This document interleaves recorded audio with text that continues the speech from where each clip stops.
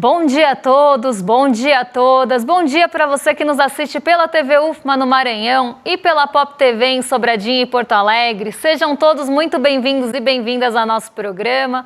Hoje, terça-feira, dia de entender o que está mexendo com o nosso bolso, porque saiu o IPCA, então vamos conhecer o Índice Oficial de Inflação, depois da gente ter visto várias prévias ou vários termômetros aí, então já sabíamos o que esperar, mas vamos ver o que se concretizou nesse índice e já trago aí que vamos ter boas notícias. Mas vamos trazer alguns pontos de ontem também, a gente vai retomar o assunto do petróleo, já que hoje saiu o relatório do OPEP, então a gente vai entender também como é que a OPEP está operando nesse momento para tentar subir o preço do petróleo, mas vamos trazer outros dados importantes também de rendimento e de ajustes, aí na verdade não ajustes, mas o ganho real dos trabalhadores nesse momento, segundo o IPEA.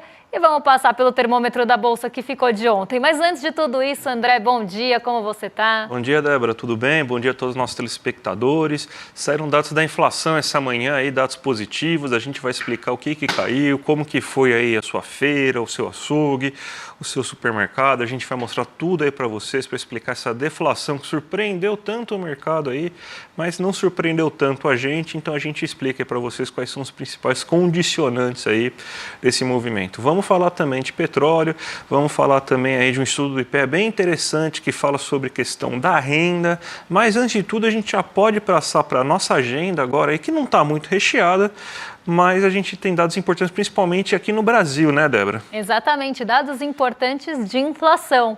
Então, só aí para a gente passar pelos dados brasileiros antes, né? Às 5 horas da manhã saiu o IPC semanal, aqui aquela métrica que sai toda semana com menos relevância, com menos peso, mas saiu a primeira prévia do IGPM de setembro, saiu o IPCA de agosto, né? Primeira prévia, porque setembro ainda está rolando, gente. Então, aqui é só a primeira leitura, quase que aí realmente uma leitura preliminar. IPCA de agosto já final, então vamos entender o que mexeu realmente com o nosso bolso. Balança comercial, importações e exportações de agosto na China. Dado esse que teve bastante potencial para mexer com o mercado, inclusive trouxe aí alguns dados positivos em relação ao que se esperava da China. Teve também CPI, Índice de Preços ao Consumidor da Alemanha em agosto, medição final.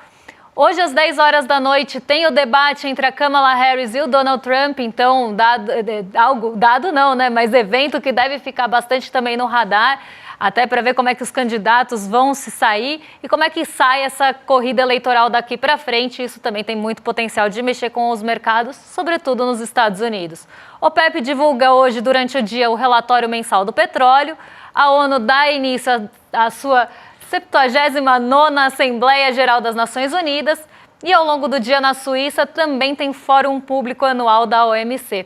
Então aqui, né, como falei, dados bastante voltados para a inflação hoje, então a partir de hoje a gente começa a ter essa divulgação das métricas de inflação em vários países e isso deve ficar bastante no radar, deve ficar bastante em foco. Hoje começou pelo Brasil e durante a semana a gente ainda tem índice de preços ao consumidor e ao produtor nos Estados Unidos, o que também deve ficar com um holofote enorme em cima. Mas por hoje, vamos aí falar bastante do IPCA por aqui. Vamos então agora começar nosso giro pelo mundo, né? Então aquela notícia que a gente sempre sugere para vocês aí, para vocês saberem o que já aconteceu, o que pode acontecer, o que vocês têm que ficar ligado, né? Mas a Ásia você tem uma divisão em meio a meio, né?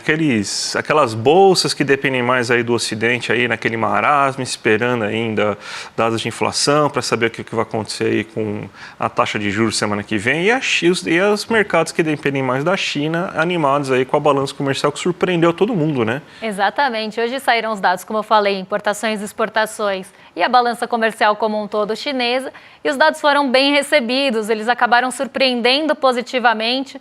A gente tinha tido nos meses anteriores uma leitura um pouco mais mista dos dados chineses de balança comercial, então muitas vezes as exportações acabavam decepcionando, as importações surpreendendo, depois em outros meses isso acabou invertendo.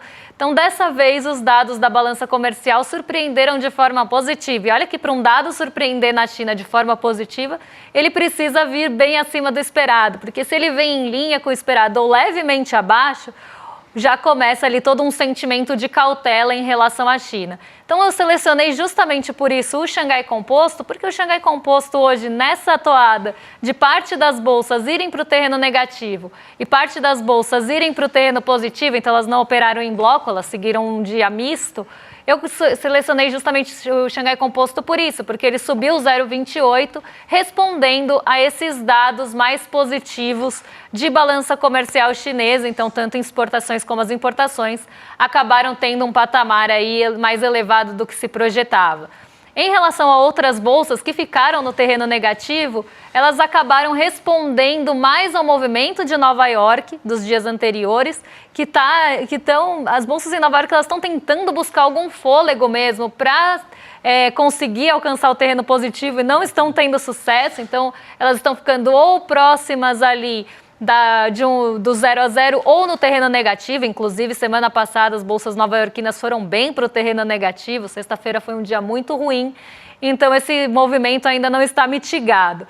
E a gente tem justamente a espera pelos dados de inflação nos Estados Unidos e, como vocês viram na manchete do nosso site agora há pouco, a gente também tem a espera pelo debate presidencial, porque a corrida presidencial ela pode levar as expectativas para os Estados Unidos e para os mercados do país norte-americano para alguns lados. Então, dependendo de quem sair na frente da corrida eleitoral e começar a ter maior probabilidade de ganho, a visão que se tem da economia dos Estados Unidos e das políticas que os Estados Unidos vão tomar em relação à economia também vão mudar. Então, o debate está bem na centralidade. Tudo isso, deixa os mercados em compasso de espera.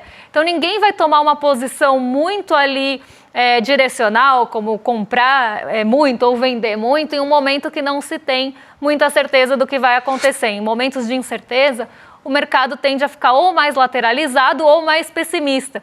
E é justamente isso que a gente está vendo nos Estados Unidos agora. E esses ventos acabam impactando a Ásia, até por essa ligação de alguns mercados realmente com o Ocidente, mas também porque elas operam na madrugada depois que já aconteceu o dia aqui. Na verdade, eles estão um dia à frente, mas muitas vezes eles estão respondendo ao movimento do dia anterior.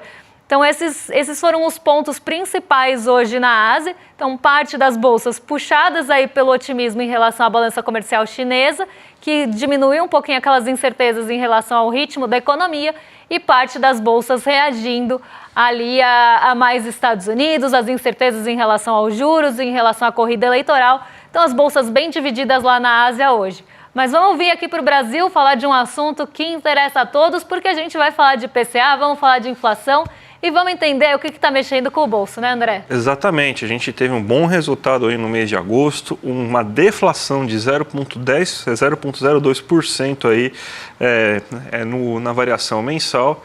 E a gente montou aqui um gráfico aqui para a gente começar a entender aí tudo o que aconteceu. Primeiro, assim, vamos falar de uma maneira mais geral.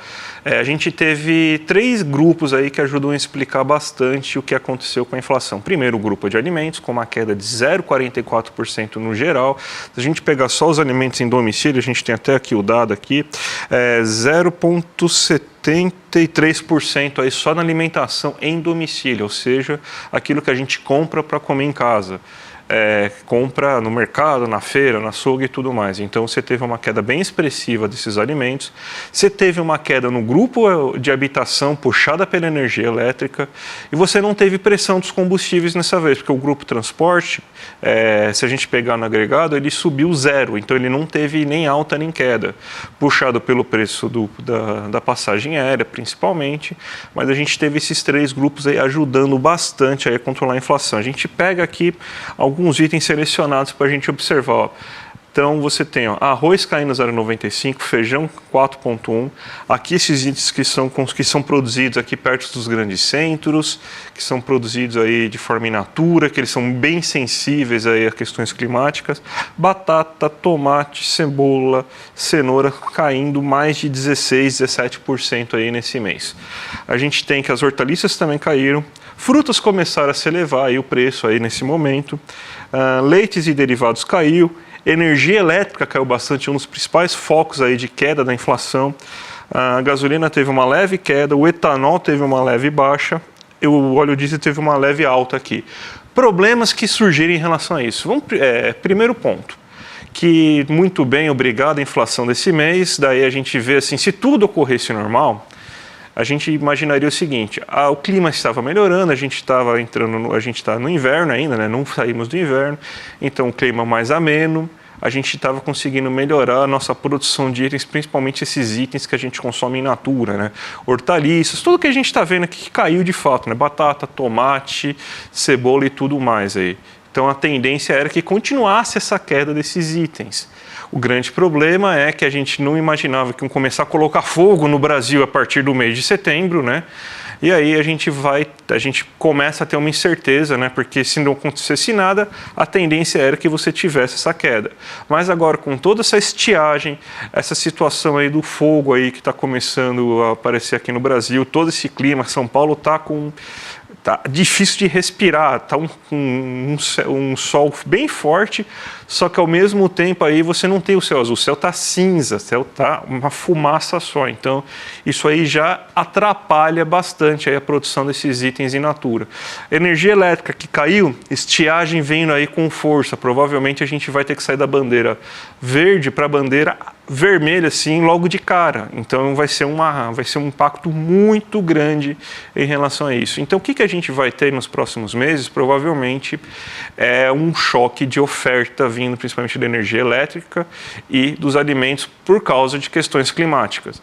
E a taxa de juros não resolve isso, então já começou-se um movimento aí de, gente, a inflação está baixa aí, mas a gente está vendo pressões inflacionárias futuras para os próximos meses, então para a inflação ficar dentro da meta esse ano tem que aumentar a taxa de juros na próxima reunião. Primeiro que todo economista sempre falou que taxa de juros, a política monetária tem efeitos aí que começam a acontecer a partir de 6 a 9 meses aí depois da sua implementação. Então, se tiver um aumento de taxa de juros, vai demorar aí um certo tempo. É só para o ano que vem que vai ter esse efeito. Então, o primeiro ponto aí, se é para fazer a inflação chegar no centro da meta esse ano, esse aumento de taxa de juros aí não vai ter nenhum efeito. Segundo ponto, a gente vai ter que a gente não tem como controlar a inflação de alimentos e da energia elétrica, então a gente vai ter que controlar outros itens que continuam caros. Então, tem que aumentar a taxa de juros. Então, vamos traduzir o que significa isso? É o seguinte, não tem como a gente fazer baixar o preço do arroz, então a gente tem que baixar o preço do salão de beleza, a gente tem que baixar o preço do encanador, a gente tem que baixar o preço aí do barzinho, do cinema, do restaurante que você vai. E como a gente faz isso? Fazendo com que as pessoas consumam menos isso. Então, é basicamente o seguinte que eles estão falando, não dá para a gente baixar o preço do arroz, então a gente tem que aumentar o desemprego, reduzir a renda do trabalhador para controlar a inflação, ou seja, no lombo de quem que vai controlar a inflação? É no lombo do trabalhador. Então, quando ele aumenta essa taxa de juros, e aí é bom a gente ficar atento, porque eles falam termos muito técnicos, muito bonitos, né? Não, porque você está com problemas na inflação de serviços, os serviços estão caros, então a gente tem que arranjar mecanismos para controlar a inflação. Não, o que ele quer é aumentar desemprego, reduzir renda, para fazer com que a inflação de demanda seja reduzida, ou seja, já que ele não consegue controlar o preço do arroz e do feijão, ele vai lá, ele vai tirar o emprego das pessoas, alguns sacrifícios serão necessários. Então essa aí é vamos dizer assim, a tradução sobre o que vai comer, na narrativa que está sendo construída já desde essa manhã, que mesmo com a inflação baixa, com essa deflação, perdão gente, mesmo com essa deflação, ainda vai ser necessário aumentar a taxa de juros, porque as pressões inflacionárias vão vir forte no futuro. Então, só para ligar a tecla, só para vocês ficarem bem atentos aí com esse novo discurso aí que vocês vão ver hoje.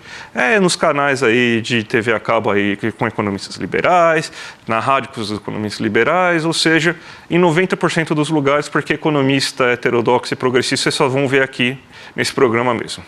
E antes da gente passar para os grupos, para entender realmente essa inflação está vindo da onde, o acumulado realmente está alto onde, a gente vai falar dos grupos DPCA, mas daqui a pouquinho a gente vai passar pelo giro de mercado e eu vou explicar a expectativa do mercado para a taxa de juros, como é que está e por que ela não está mudando com força, nem com muita intensidade nessa manhã. Mas conta pra gente, André, como é que estão aí os grupos de IPCA no estudo que você sempre faz aí pra gente? Vamos ver aqui que a gente faz aquela medição, né? Pega, reorganiza, né, os itens em novas cestas de bens e consegue ver como que foi a inflação no mercado que a gente está falando aí no supermercado, não na Faria Lima, na feira, no açougue. E a gente vê uma inflação bem controlada aí no mensal em quase todos os itens. Uma alta de só 0,04% nesse mês, subiu um pouquinho o preço da carne, mas o preço do frango e dos ovos caíram, então você tem quase que zerada a inflação aí do açougue. E agora o acumulado 12 meses ainda continua 0,4% mais barato do que estava um ano atrás, ou seja, se a gente comparar com com julho de 2023, a gente ainda tem uma queda de 0,4%. A feira está caindo bastante, né? Então a feira é o grande destaque, a feira está caindo quase 4,9%, aí, uma queda bem expressiva. Esse acumulado em 12 meses aí é bem importante a gente ver. Está alto ainda, 13,46%, deve aumentar para o próximo mês, porque não vamos passar impune sobre o que a gente está fazendo com o clima, então a feira deve ser a que mais vai sofrer a partir do próximo mês. Esse acumulado em 12 meses chegou a 27%, 28%. Então, olha como caiu o acumulado em 12 meses aí. Só que esse ano está sendo marcado por crises climáticas aí, então o preço desses alimentos são os que mais sofrem. Então, a gente ainda tem um valor alto. O mercado, ou seja, se a gente pegar a feira, o açougue, os produtos de limpeza, os itens de bazar, os alimentos industrializados e tudo mais, você tem uma queda de 0,6%. Então, no acumulado em 12 meses, a alta de 3%, ou seja, ainda abaixo do que a gente tem na inflação em 12 meses, que é 4,24% agora. Os boletos quase ficou estagnado, 0,02%, mas ainda está acima do que é acumulado em 12 meses, porque a gente sabe que geralmente os reajustes vêm um pouco acima da inflação. Eles adoram essa época de reajuste, né? Todo mundo tem o seu streaming preferido, a sua conta de telefone, e o reajuste geralmente ocorre um pouquinho acima da inflação, né? Então você tem esses 4,93%. E aqui que está a grande questão, o lazer, que subiu 0,24%, então uma alta bem maior do que os demais itens, mas aí é o que eu falo que é a inflação saudável, é a renda do setor aí de serviços, é a renda do garçom, é a renda do dono do bar, é a renda do dono do restaurante, é a renda do tatuador, do cabeleireiro, da manicure, de todo mundo que está nessa área, que subiu 0,24%, está no acumulado em 12 meses, em 4,25%, basicamente igual que a gente tem inflação. Então o que eles vão fazer? Eles vão atacar aqui. Não tem como mexer no açougue, não tem como mexer na feira. Então, vão atacar aqui. E nem nos boletos, porque os boletos são regulados aí por outras regras aí de reajustes via contratos. Então, eles vão atacar aqui. Então, é isso que vai acontecer. Vai aumentar a taxa de Selic para reduzir a renda aí das pessoas que trabalham nesse setor. Então, já fiquem avisados aí que vai ser no lombo de vocês que vai vir esse controle inflacionário aí. Como sempre, né? Sempre na parte mais fraca da corda, né? E se a gente tem uma coisa que é feita por pesos e medidas, como é a inflação, então cada um com seus pesos e aí cada um com a sua contribuição para o percentual inflacionário, então cada um dos grupos da inflação tem a sua contribuição em pontos percentuais para formar o índice geral. Se você baixa um ali por meio dos juros na marra, na média, todo mundo cai, claro, com suas devidas proporções. Mas o que vai continuar afetando o seu bolso não vai estar sendo resolvido, porque a feira ela vai continuar com uma alta e não vai ter sensibilidade nenhuma a uma Selic mais elevada. Então, vai continuar penalizando o bolso do trabalhador brasileiro, que tem maior sensibilidade, sim, aos preços de itens de alimentação. A cesta básica a gente sabe que pesa mais em menores rendas. Então, o trabalhador brasileiro vai continuar tendo essa questão afetando a sua renda, porque parte indo ali para comprar alimentos e, enfim, porque a inflação ainda está elevada, bem acima da média geral e bem acima, inclusive, dos outros grupos ou outras categorias, e isso não vai mudar, porque ao subir Selic não vai resolver o problema aí de secas, não vai resolver problemas de queimada e nem de lugares que tiveram chuvas excessivas ao longo do ano. Então, vai continuar tendo a penalidade ali para quem tem a maior peso da cesta básica na renda, né? E ainda assim vai estrangular o lado urbano da economia, principalmente o setor de serviços, que normalmente são pessoas que têm também maior dependência da renda e maior dependência, inclusive, dos seus ganhos em relação ao consumo de serviços. Porque é o que o André falou, a gente está falando de cabeleireiro, a gente está falando de manicure, a gente está falando realmente de prestadores de serviços. Então aqui a gente estrangula um lado O problema continua, mas na média baixa, e ainda assim a gente vai diminuir ali, ou estrangular, ou esmagar a economia urbana, e isso pode trazer um efeito em cascata. Então aí, muito explicativo por que estoura sempre para o lado do trabalhador e para o lado mais fraco. Vamos ver agora, Débora, você montou uns gráficos bem interessantes aí para falar da questão aí do rendimento do trabalhador, né? Porque esse estudo saiu no IPEA, né? E está mostrando aí que o trabalhador teve uma melhora na renda média aí no segundo trimestre de 2024. Então, você pode explicar para a gente aí o que está acontecendo? Bom, aqui a gente está falando de variação interanual, tá? Então, variação entre anos. Então, estamos comparando o segundo trimestre de 2024 com o segundo trimestre de 2023. E aqui eu queria chamar a atenção para um ponto que é justamente o que a gente estava falando e que vem muito em linha com outros assuntos que normalmente a gente aborda aqui. Aqui a gente tem o percentual, né, de variação da renda média recebida habitualmente, porque tem diferenças ali nessas nomenclaturas, então só para a gente ficar na mesma página, por todos esses setores. E quanto teve de variação entre os anos. Então, no caso da construção, a renda diminuiu em relação ao outro trimestre de 2023, né, ao segundo trimestre de 2023, caiu 1%. A agricultura teve uma alta, e aqui a gente está falando de ganhos reais, tá? Então já descontados a inflação, de 0,5% entre os anos. Os serviços, 2,1%. A indústria, 8%. E a média do Brasil foi 5,8%. E aqui é o ponto que eu queria chamar a atenção. A indústria, normalmente, é o setor que tem a maior organização e a maior, realmente, organização trabalhista mesmo, é mais organizada em sindicatos. Isso a gente também vê naqueles reajustes que são divulgados pelo Diese. Normalmente a indústria é o setor que tem maior sucesso nas renegociações trabalhistas e isso não vem à toa, né? E também são ali trabalhadores normalmente, né, na indústria, dependendo ali do setor industrial, com maior especificação, então especialização. Então, normalmente a indústria consegue ter esses reajustes não só acima, né, o maior sucesso, mas também a maior variação de renda média. Uma coisa não está desligada da outra, é o que eu sempre falo. Agora, olha os serviços, né? Os serviços, o setor de serviços não é tão organizado quanto uma indústria. E aqui justamente é o que a gente estava falando da renda das pessoas que têm mais dependência da prestação do seu próprio serviço. Então, a renda depende muito dos serviços que ela presta, a quantidade de serviços, o quanto ela consegue cobrar, se as pessoas conseguem pagar o que ela está cobrando. E aqui os serviços não tiveram uma alta tão grande, ficou inclusive abaixo da média nacional, de 5,8%. E um setor mais desorganizado também. A agricultura, que eu acho que é o terceiro ponto que eu queria chamar a atenção. A agricultura, todo mundo fala, o agro é pop, o agro é tech, o agro é tudo, né? Nas propagandas que a gente vê por aí. Mas a agricultura e o setor do agronegócio como um todo, ele é super concentrador de renda. Ele é um setor que não distribui a renda, que não tem capilaridade na renda. Então, a agricultura também tem essa questão de não ter ali uma variação de renda entre os anos de uma forma tão expressiva. E por mais que a agricultura, esse ano a gente está com vários problemas ligados ao agronegócio, inclusive às safras, mas se a gente tem mesmo que o setor do agro cresça, isso tem pouca capilaridade, isso chega pouco ali aos trabalhadores. Normalmente o agro é super concentrador de renda, além de todos os problemas. Aqui a gente não está falando de degradação do meio ambiente, a gente não está falando de todas as questões ligadas a massacres de povos quilombolas, indígenas, ribeirinhos, qualquer pessoa que eles consigam expulsar ali da terra para tentar ganhar. A gente não está falando de nada disso, a gente está falando de capilaridade de renda. E aí é isso, mesmo que o setor cresça, o quanto disso chega realmente ao trabalhador, o quanto isso tem capilaridade. Então aqui a gente vê que o agro realmente não tem, e isso é uma coisa normalmente recorrente.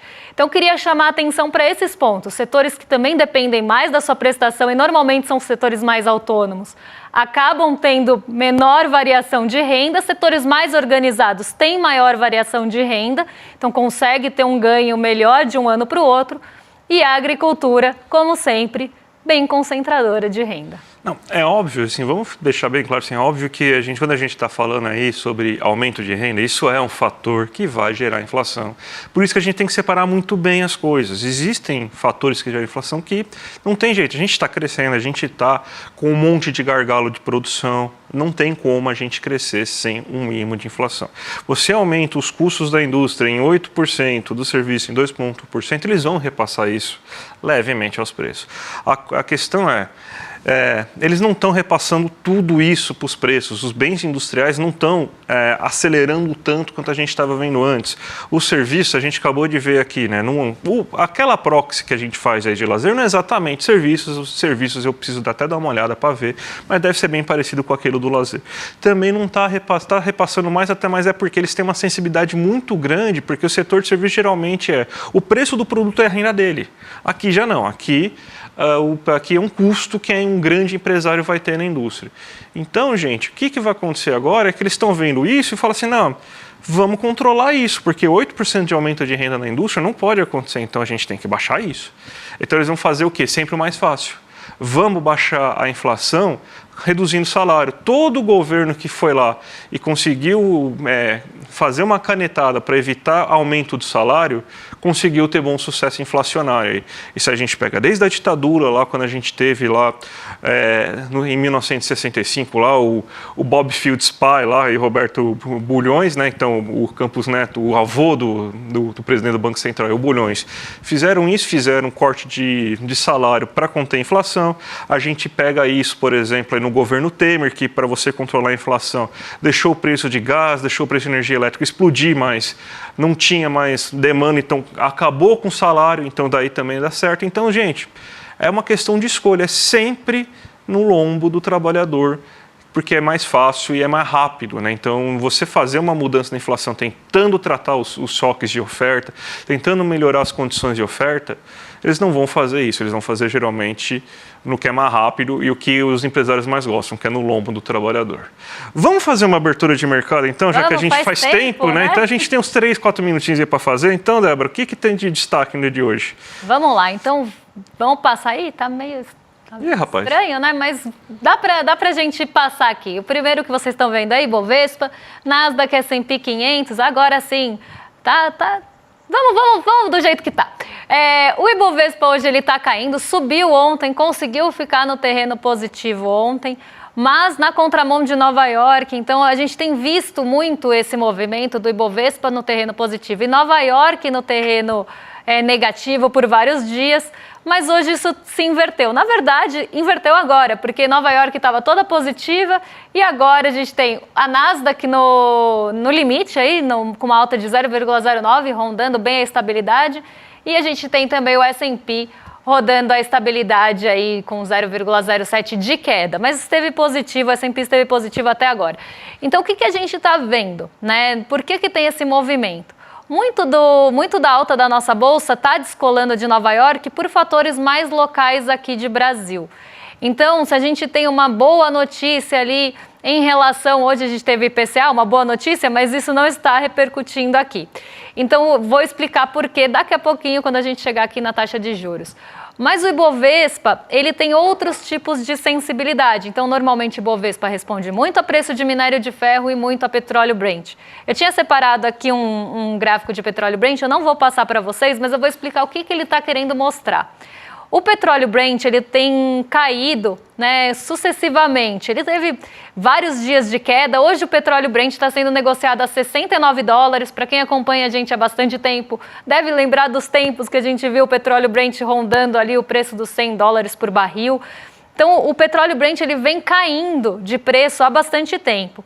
E nessas últimas semanas, o petróleo Brent teve uma queda bem acelerada. Inclusive, semana passada, dos 5 dias, 4 foram de queda para o petróleo Brent. E a gente também conhece o peso que o petróleo Brent tem na nossa bolsa por conta da Petrobras e outras empresas ligadas ao petróleo. Mas a Petrobras ela tem um peso muito maior. Então, o que aconteceu? O petróleo Brent ele teve uma queda de preços bem brusca e a OPEP, hoje sai relatório da OPEP, a gente vai conseguir ver isso de uma forma mais até nítida, com dados, mas de uns tempos para cá a OPEP tem cortado a sua produção de petróleo numa tentativa de subir esse preço do petróleo Brent, sem sucesso, porque o petróleo Brent continua caindo. Inclusive, eles até cobraram alguns países que não estavam ali cumprindo com o acordo do corte de produção. Então, esse é um ponto. E eles adiaram para pelo menos uns 2 meses para frente, o aumento da produção. Então eles estão de qualquer forma tentando ali a todo custo subir o preço do petróleo Brent, tentando controlar a oferta. Mas o que está acontecendo paralelo a isso?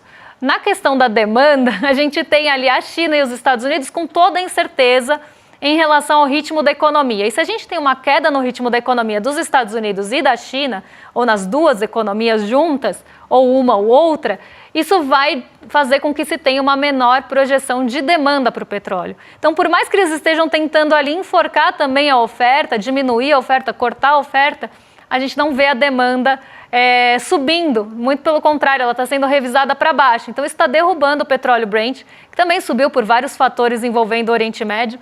Hoje o petróleo Brent cai 3,48, então não me espanta o Ibovespa estar no terreno negativo, justamente por essa questão de commodities. E o ponto que eu queria chamar a atenção aqui é, por mais que a gente tenha tido deflação no IPCA, o DI futuro está caindo só 0,09%, sendo que a gente tem uma queda lá nas treasuries. Então podia ser uma queda muito mais acelerada e o dólar podia estar arrefecendo hoje. Não está muito por conta das commodities aqui o dólar, mas o DI futuro, que eu queria chegar, e esse é o último ponto do giro que eu vou passar, é justamente esse que a gente estava falando. Por mais que a gente tenha tido deflação hoje e os preços ali arrefecendo em vários pontos, o mercado continua pressionando para uma Selic mais alta. Então, não mudou o fato de que querem uma Selic terminal mais alta, justamente pelo que a gente estava falando agora. Já estão prevendo que vai vir inflação por conta das secas, embora a Selic não tenha poder sobre isso. Já estão falando que o preço dos serviços e dos salários, enfim, estão pressionando muito a economia. Então, como se a gente tivesse uma demanda muito pungente ou muito ali reforçada. Então, já estão querendo estrangular isso. Então, mesmo que a gente tenha deflação hoje, o DI futuro quase não se mexeu. E era nesse ponto que eu queria chegar. A gente continua tendo essa pressão no DI futuro e muito disso vem pelo câmbio também. A gente não pode esquecer que câmbio sim pode pressionar a inflação e se você tem ali um câmbio mais elevado, eles vão tentar jogar a culpa na alta da Selic e também no câmbio. Então uma coisa também não está desvinculada da outra hoje. E era justamente isso que eu queria abordar com vocês. Débora, no dia 19/9, aqui na próxima quinta-feira, a gente tem essa nova série documental que vai ter a estreia dela aí do primeiro episódio aí, que é Bets, apostas online aí. Às 8 horas da noite aí a gente está mostrando aí tudo o que acontece no mundo das apostas, como que eles operam, como que eles levam famílias e pessoas a ruínas. E a gente procurou jogador, influenciador, pessoas, tem empresários do ramo, todo mundo aí que fala bem de bet, que patrocina a bet aí, que influencia as pessoas a usarem aí apostas online e ninguém quis responder, né? Então, a gente vai aqui mostrar tudo aqui para vocês aí desses casos aí que são terríveis. Eu mesmo vi um hoje aí falando sobre uma mulher aí que entrou na justiça para pedir para ser excluída de todas as plataformas online, porque ela tem um vício extremo em jogo. E plataformas aí bem famosas continuam mandando aí brindes, continuam mandando aí e-mails e notificações para ela continuar apostando. Ela se afunda cada vez mais e ela até entrou na justiça para sair disso, para você ver o nível que você tem aí de preocupação que a gente precisa ter em relação a isso. Então, gente, clica aqui no link clmercado.com.br para se inscrever, que vai acontecer no dia 19/9, às 8 horas, quinta-feira. E agora vocês ficam com o Rolê ICL na sequência, com o William De Luca e o Guilherme Noblar. Então vocês estão em mais que excelente companhia e a gente volta amanhã para ir tentando pagar as dívidas que a gente está acumulando com vocês ao longo da semana. Um beijão e até lá, pessoal. Até mais, gente. Tchau, tchau. Pois é, não sou muito craque de bola não, mas eu tenho certeza que depois de você assistir eu mexendo com a bola aqui, o algoritmo da sua rede social vai te entregar uma propaganda de bet. Elas tomaram conta de tudo, dos canais de televisão, das redes sociais e também tomaram conta da vida das pessoas mais pobres do Brasil. As pessoas estão viciadas, endividadas, algumas tirando a própria vida por conta disso. O brasileiro mais pobre gastou mais dinheiro em apostas no ano passado do que com arroz, por exemplo. E a gente vai denunciar o que está sendo feito, porque isso envolve as maiores organizações criminosas do país, envolve políticos, envolve canais de televisão e todo mundo tem medo de falar sobre isso. Para você assistir o lançamento da série documental Bets, o jogo sujo que ninguém comenta. E no dia 19 de setembro, uma quinta-feira, às 8 horas da noite, a gente vai estar junto para assistir cenas e declarações chocantes que vão abalar as estruturas desse mercado. Dia 19 a gente se vê.